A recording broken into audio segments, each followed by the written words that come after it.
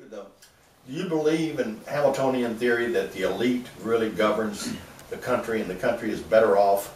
Like we have that here. We have, our Congress is the elite. I think every country is like that. You think that's better? Yes. And what America was really found, Jefferson, really was supposed to win out.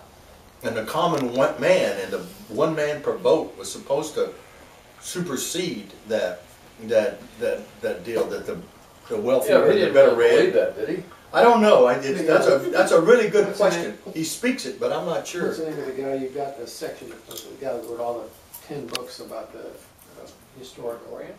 Durant, yeah, Will Durant. Durant, and I've read a little bit of some of those books. I certainly haven't read them all, but he wrote a book at the end of that called The Lessons of History, right? Which I've got and I read, but because it wasn't very many pages. But one of the things that he said is that throughout history, 10% of the population will always control 90% of the money and the power.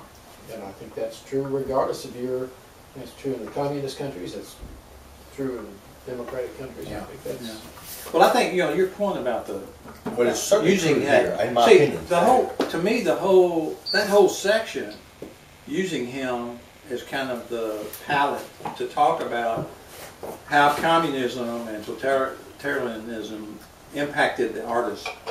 I mean, it wasn't, it was always, he was the main artist that it impacted because we got to see inside his head. Yeah.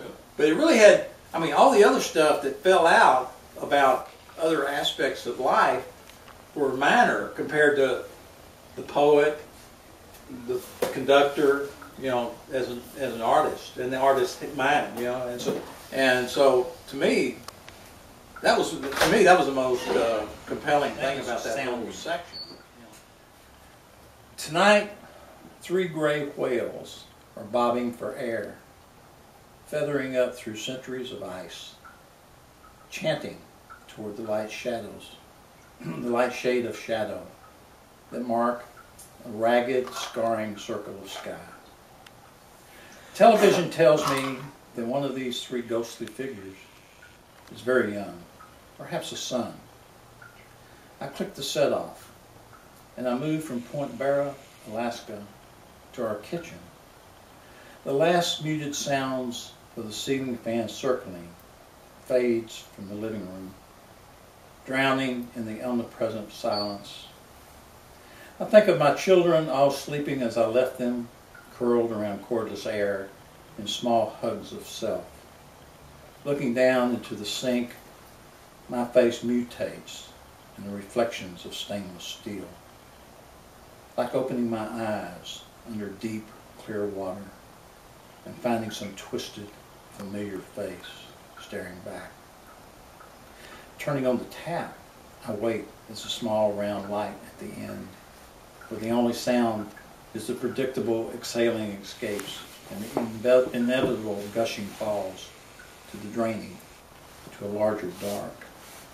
The heated water kicks in, emerges, blunt, a subtle change in pitch.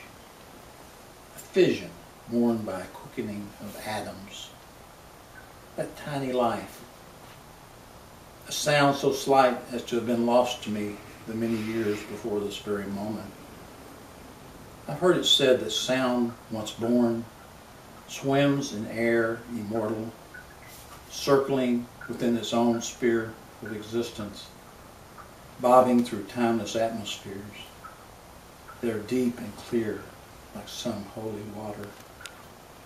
Atmospheres that hold the spawning tympanum of every faint first breath, every straining lonely last gasp, and every morning parents gnashing no.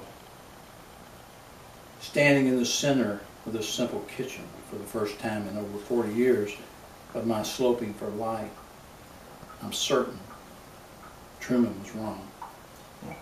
We were wrong. That would have done the same thing. Yeah. And I would have been wrong in the doing of it. Yeah. Anyway. Thank you. Yeah.